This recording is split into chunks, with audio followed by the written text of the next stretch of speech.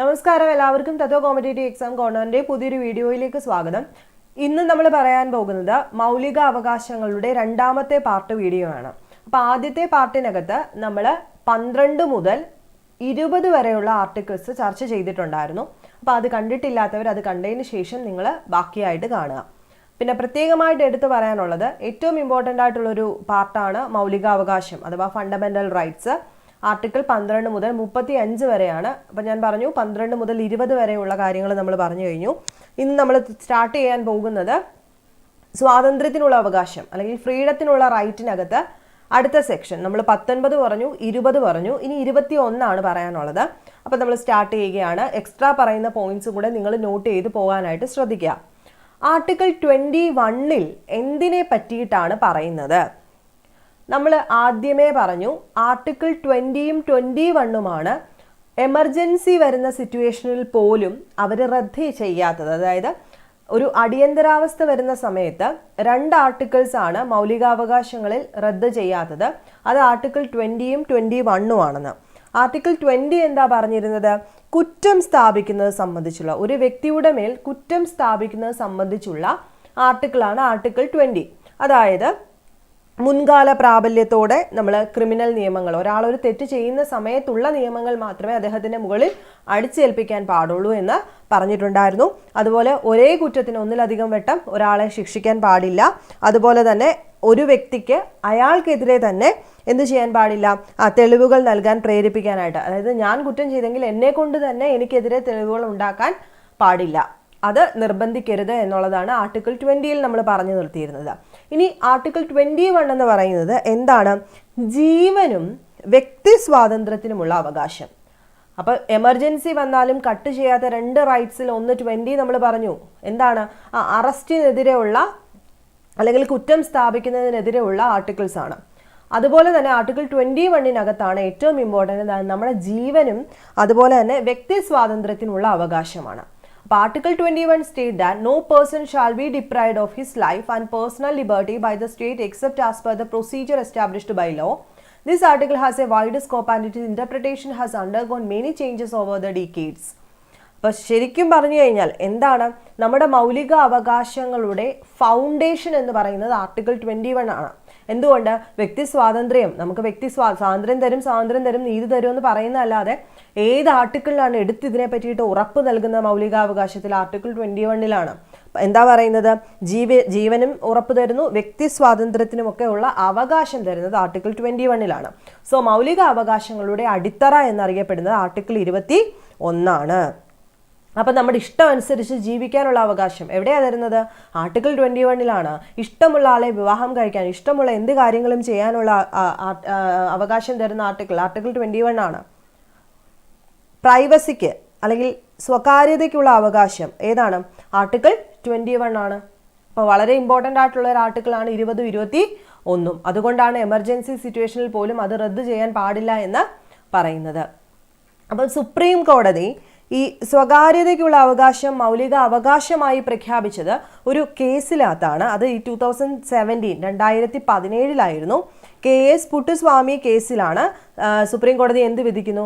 Privacy എന്ന് പറയുന്നത്, സ്വകാര്യതയ്ക്കുള്ള അവകാശം എന്ന് പറയുന്നത് ഒരു ഫണ്ടമെൻ്റൽ റൈറ്റ്സ് ആണെന്ന് പറഞ്ഞത്. അപ്പോൾ വളരെ ഇമ്പോർട്ടൻ്റ് ആണ്. അതുകൊണ്ട് തന്നെ കൃത്യമായിട്ട് ആർട്ടിക്കിൾ 21 കൃത്യമായിട്ട് പഠിച്ചു വെച്ചോണം.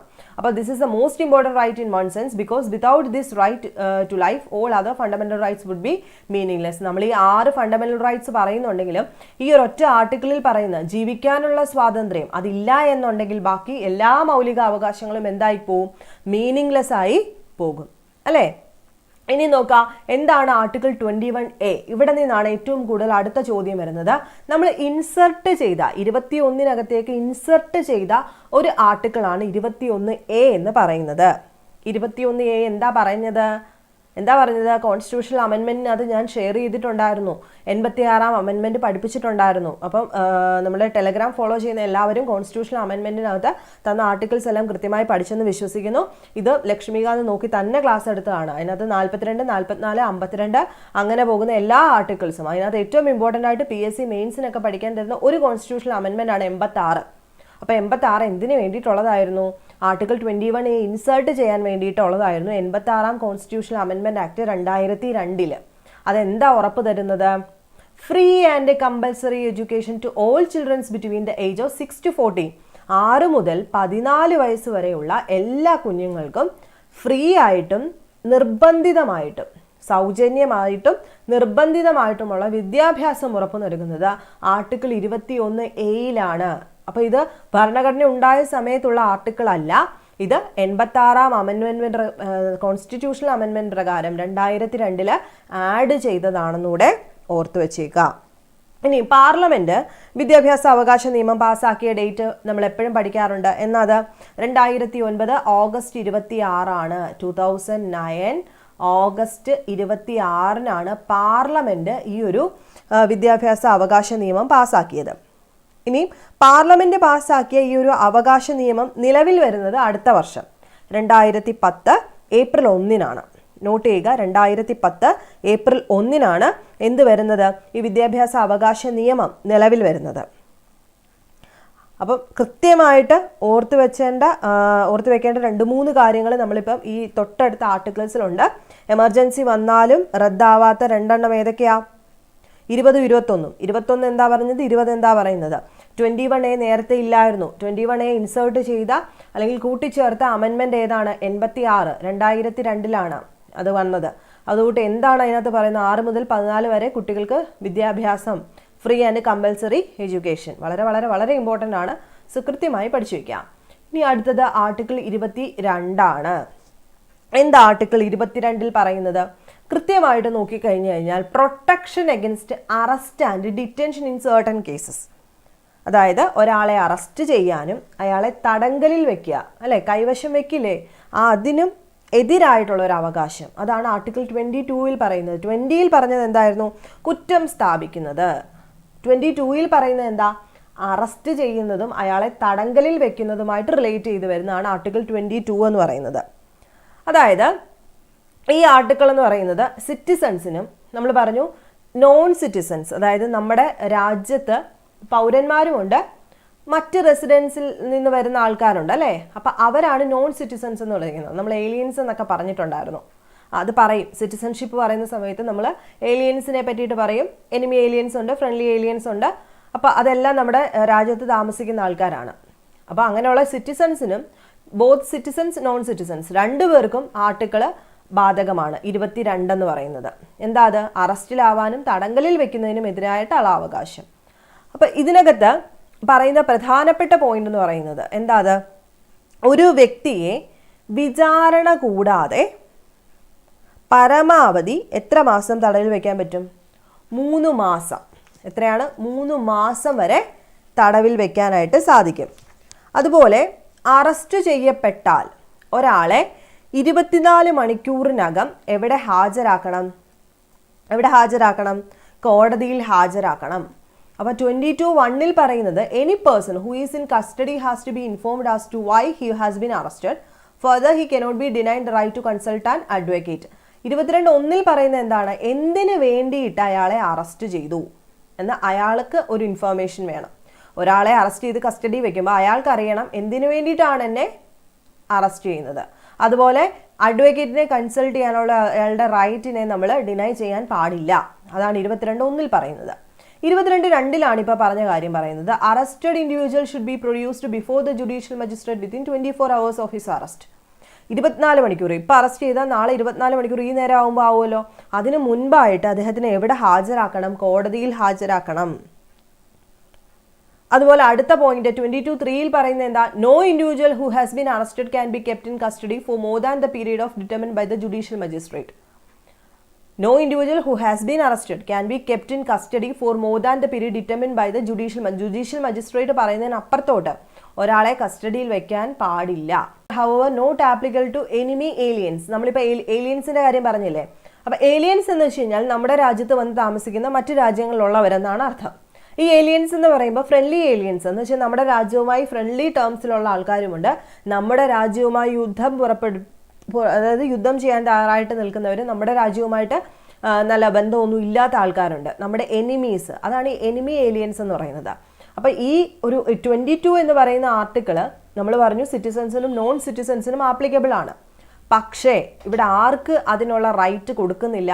നമ്മുടെ ശത്രു രാജ്യങ്ങളിൽ നിന്നുള്ള താമസക്കാരുണ്ടെങ്കിൽ അവർക്ക് ഈ പറഞ്ഞ 22 ആർട്ടിക്കിൾ ബാധകമല്ല. ഓക്കെ ആണോ? അത് കൃത്യമായിട്ടൊന്ന് ഓർത്ത് വെച്ചേക്കുക. എനിമി ഏലിയൻസിന് ഈ ഒരു 22 എന്ന് പറയുന്ന പ്രൊട്ടക്ഷൻ കിട്ടത്തില്ല.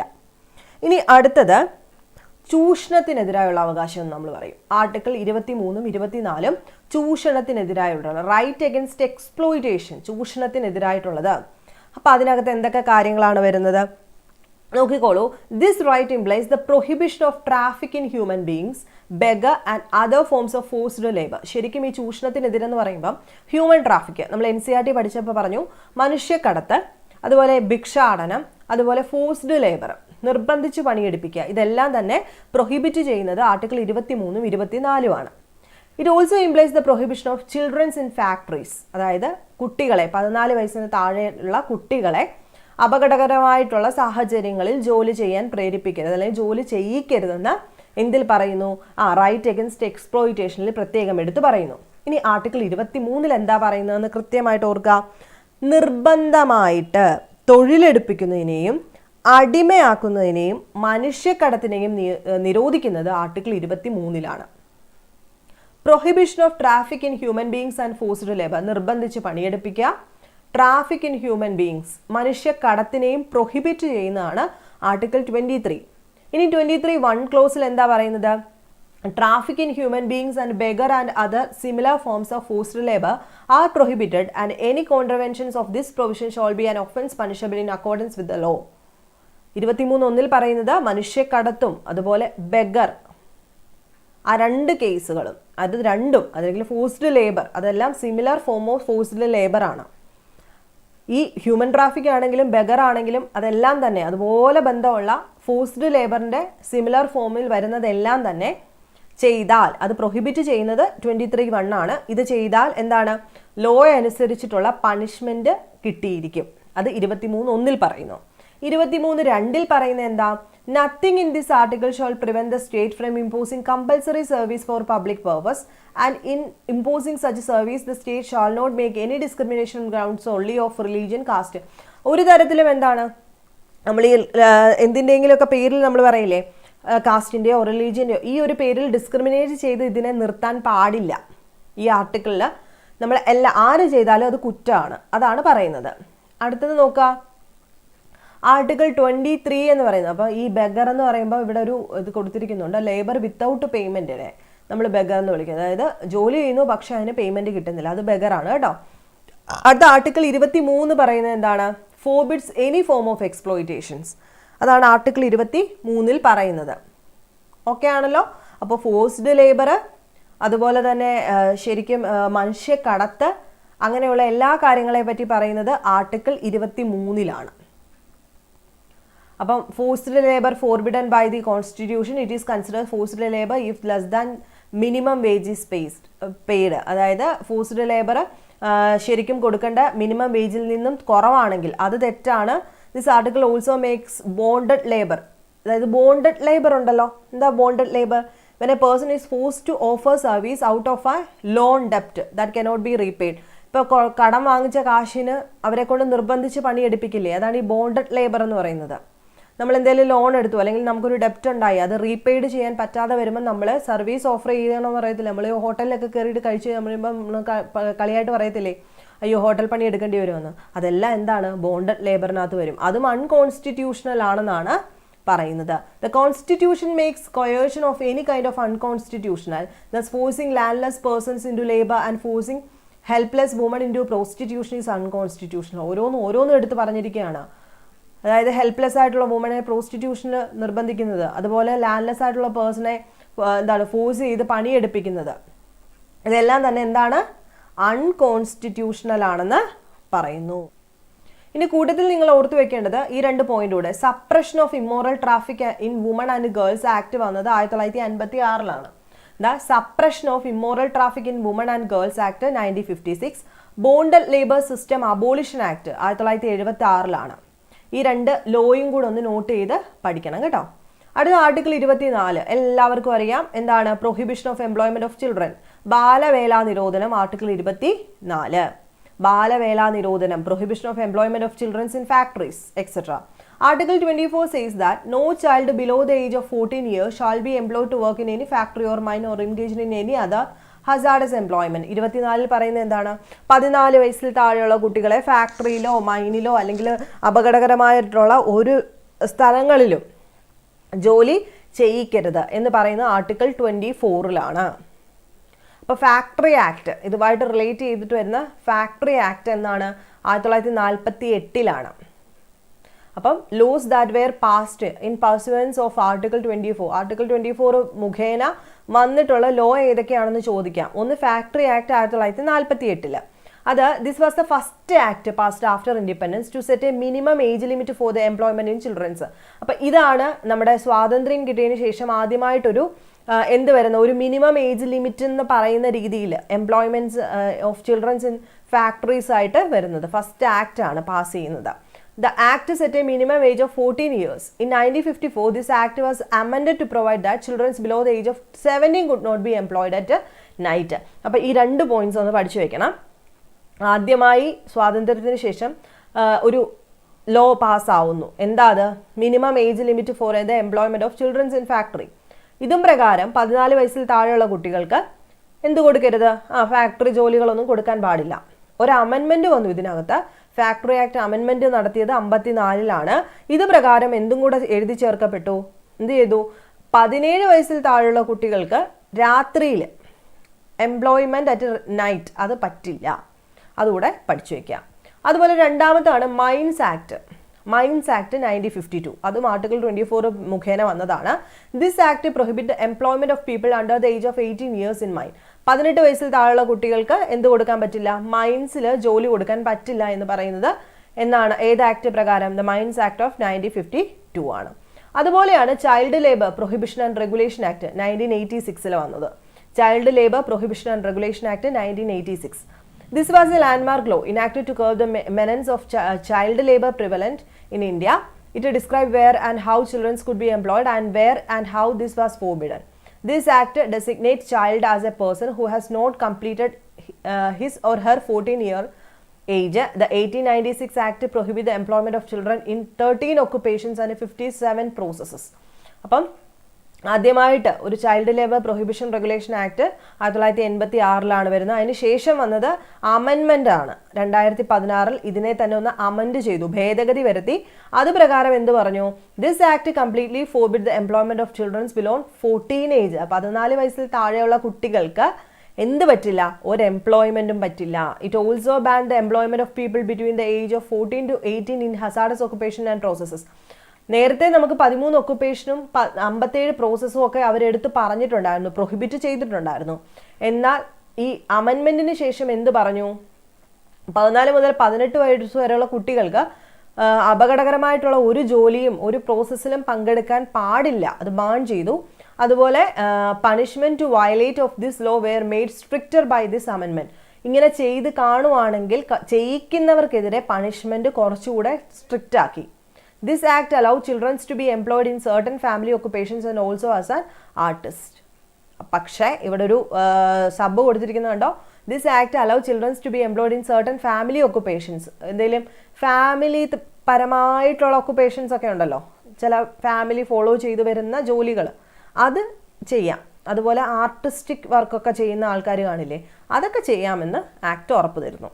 ഇനി ചൈൽഡ് ലേബർ പ്രൊഹിബിഷൻ ആക്ട് ഒന്നുകൂടെ വന്നു 2017, ഒരു വർഷത്തിന് ശേഷം.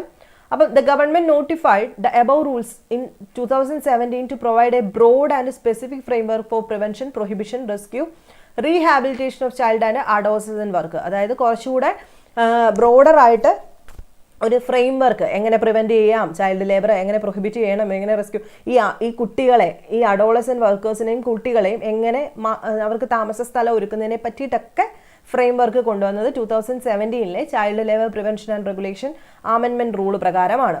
The rules clarified on issues concerning the employment of family enterprises and also provide safeguard for artists in that working hours and conditions are specified.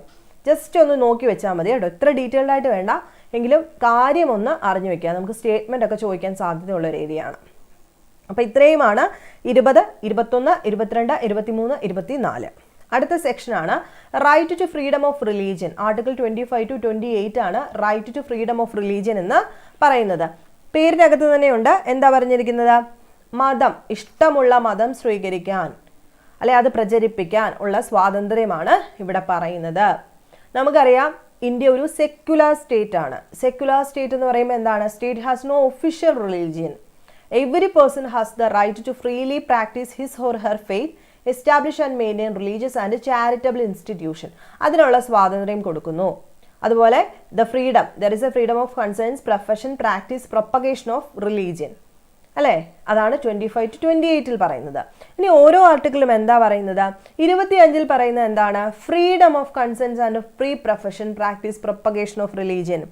മതം പ്രചരിപ്പിക്കാനും പഠിപ്പിക്കുന്നതിനുമുള്ള സ്വാതന്ത്ര്യം ആർട്ടിക്കിൾ 25. മനസ്സിലാവുന്നുണ്ടോ?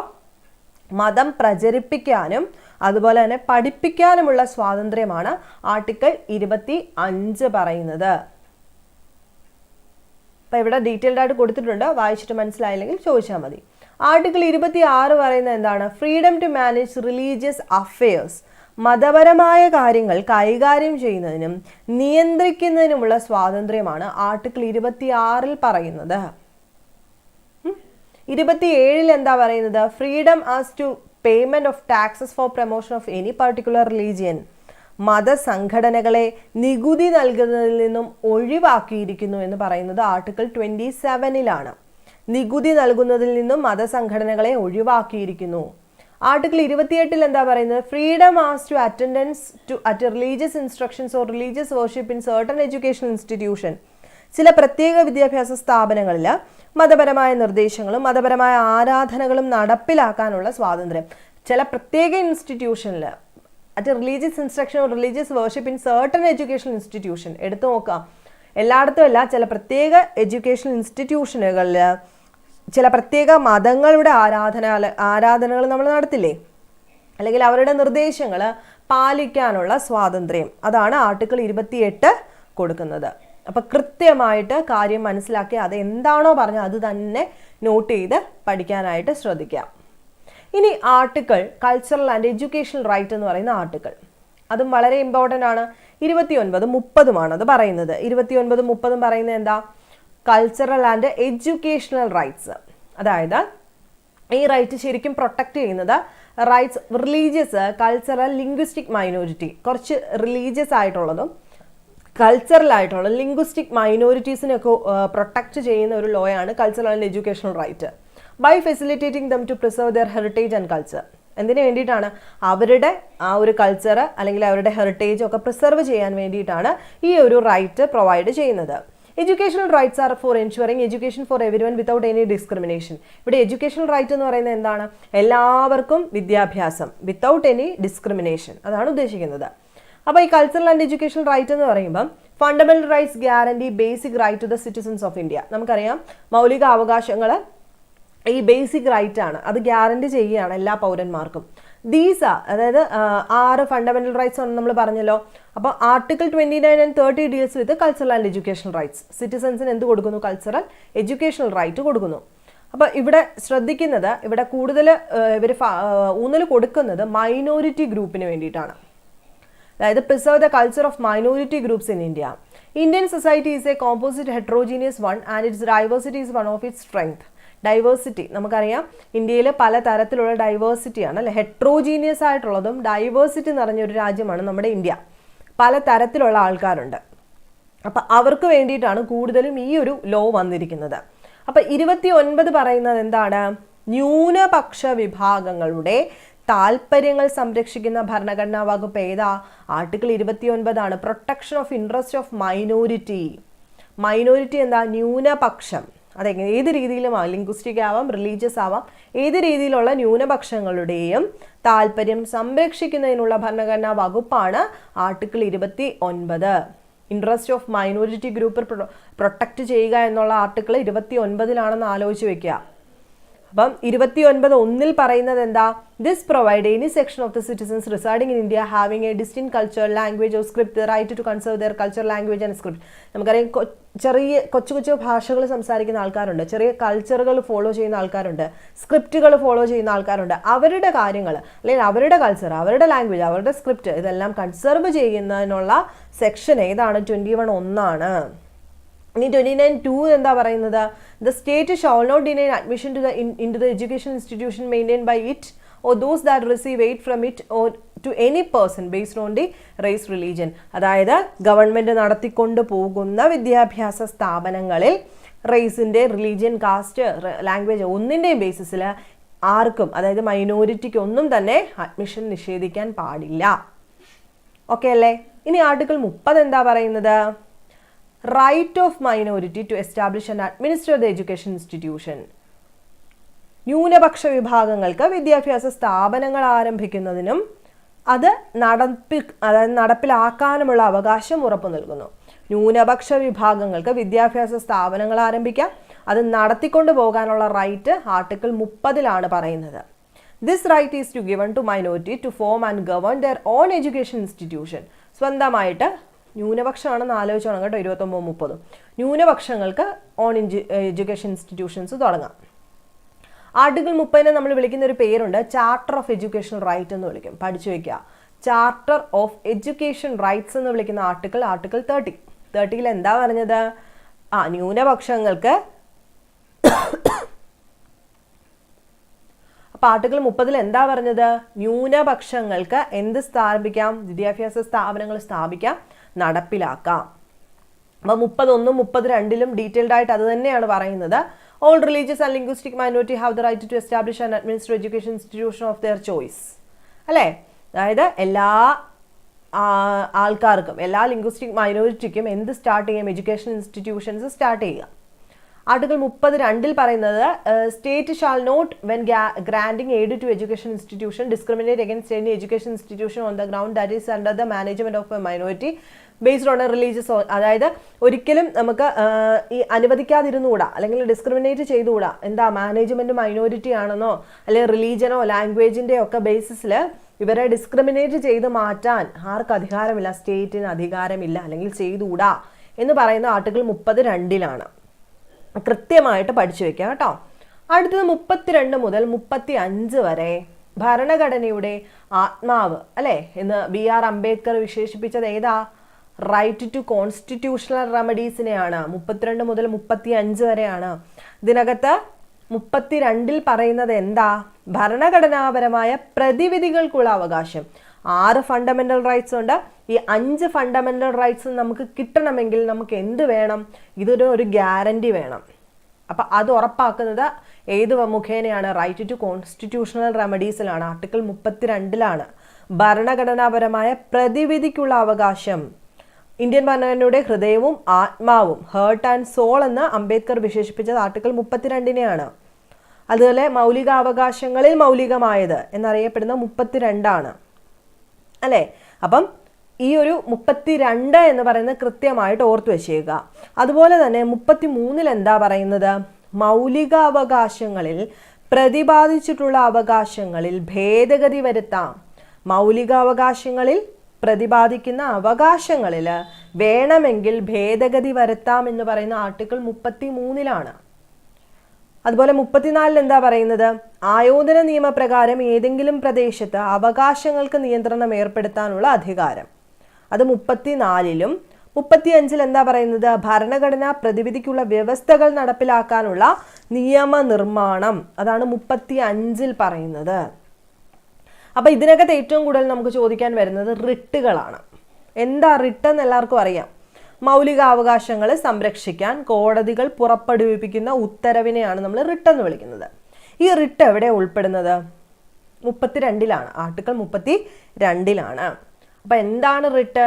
Writ are written orders issued by the supreme court of India to provide constitutional remedies to protect the fundamental rights of citizens from the violation. ഒക്കെയാണ് facts about writ എന്ന് പറയുന്നത്. 32 writ പുറപ്പെടുവിക്കാനുള്ള അധികാരം എന്തിനു കൊടുക്കുന്നത്?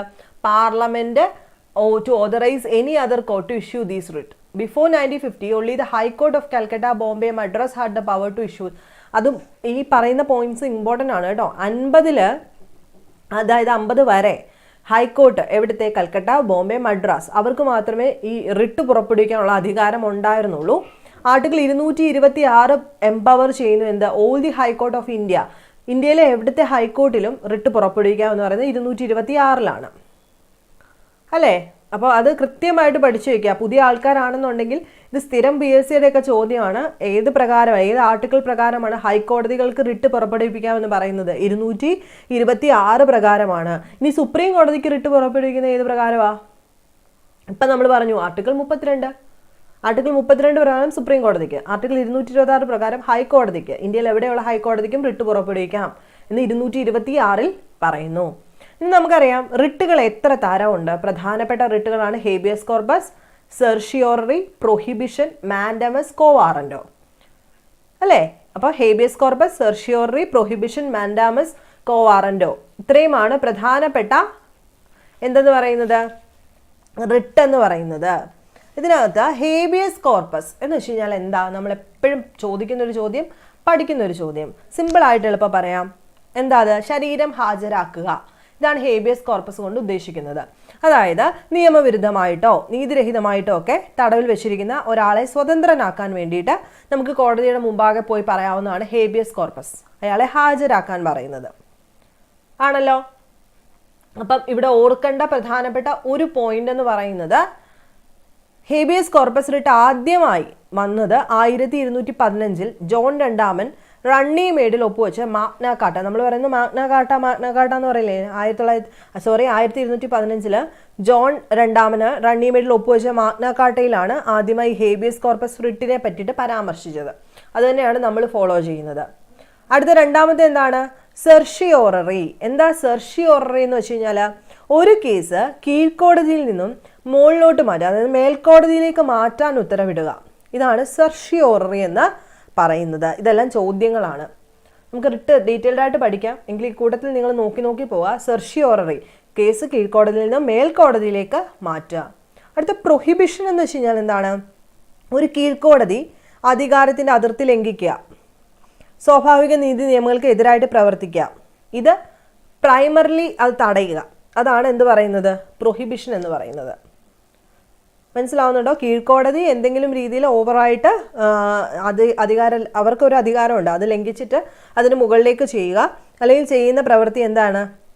നീതി നിയമങ്ങൾക്ക് എതിരാണെങ്കിൽ അതിനെ നമ്മൾ പ്രൊഹിബിഷൻ എന്ന് വിളിക്കും. അടുത്ത പ്രത്യേകത മാൻഡമസ് എന്ന് പറയുന്നതാണ്. ഒരു വ്യക്തിയെയോ സ്ഥാപനത്തിനെയോ സ്വന്തം ഇതിപ്പം ലേറ്റസ്റ്റ് ഒരു ക്വസ്റ്റ്യൻ പേപ്പറിൽ കണ്ട ചോദ്യമാണ്. ഒരു വ്യക്തി അല്ലെങ്കിൽ സ്ഥാപനം അവരുടെ ജോലി ചെയ്യുന്നില്ല എന്നുണ്ടെങ്കിൽ അത് ചെയ്യുക, അല്ലെങ്കിൽ നിങ്ങളത് ചെയ്തേ ഒക്കൂ എന്ന് പറയുന്ന റിട്ടാണ് നാം കൽപ്പിക്കുന്നു എന്നർത്ഥം വരുന്ന മാൻഡമസ് എന്ന് പറയുന്നത്. മനസ്സിലാവുന്നുണ്ടല്ലോ? ഇനി അടുത്തതാണ് കോ വാറന്റോ. എന്താ കോ വാറന്റോ എന്ന് വെച്ച് കഴിഞ്ഞാൽ? കോ വാറന്റോ എന്ന് വെച്ച് കഴിഞ്ഞാൽ ഒരു വ്യക്തി അയാൾക്ക് അർഹമല്ലാത്ത ഉദ്യോഗം, അത് ഇപ്പം നമ്മൾ കാണുന്ന സമയത്ത് അയാൾക്ക് ആ വിദ്യാഭ്യാസ ഇതൊന്നുമില്ല, പക്ഷെ അയാൾ ആ ജോലി ചെയ്തുകൊണ്ടിരിക്കുകയാണെങ്കിൽ നമുക്ക് അയാൾക്കെതിരെ പുറപ്പെടുവിക്കാൻ പറ്റുന്നതാണ് കോ വാറന്റോ എന്ന് പറയുന്നത്. അപ്പോൾ കോ വാറന്റോ എന്താണ്? ഒരു വ്യക്തി അയാൾക്ക് അർഹമല്ലാത്ത ഉദ്യോഗം വഹിക്കുന്നതിനെ തടയുന്നതിനുള്ള ഉത്തരവ്. അതാണ് റിട്ട്. ആ റിട്ടാണ് കോ വാറന്റോ എന്ന് പറയുന്നത്. മനസ്സിലാവുന്നുണ്ടോ? അപ്പോൾ അത് കൃത്യമായിട്ട് പഠിച്ചു വയ്ക്കുക. അപ്പോൾ ഇത്രയും പറഞ്ഞുകൊണ്ട് നമ്മൾ ഇന്നത്തെ ക്ലാസ് ഇവിടെ നിർത്തുകയാണ്. നമ്മൾ ബേസിക് ആയിട്ടുള്ള എല്ലാ കാര്യങ്ങളും ഫണ്ടമെന്റൽ റൈറ്റ്സിനെ പറ്റി നോക്കിയിട്ടുണ്ട്. ഇനിയും ഡീറ്റെയിൽഡ് കുറച്ചേറെ പോയിന്റ്സ് ഉണ്ട്, അതെല്ലാം കൂടി ഉൾപ്പെടുത്തിയിട്ട് ഒരു ക്ലാസ്സിൽ പറഞ്ഞു തരുന്നതായിരിക്കും. അപ്പോൾ നിങ്ങൾക്ക് വീഡിയോസ് ഇഷ്ടമാണെന്നുണ്ടെങ്കിൽ ലൈക്ക് ചെയ്യുക, ഷെയർ ചെയ്യുക, സബ്സ്ക്രൈബ് ചെയ്യുക. നെക്സ്റ്റ് വീഡിയോയിൽ കാണുന്നവരെ ബൈ.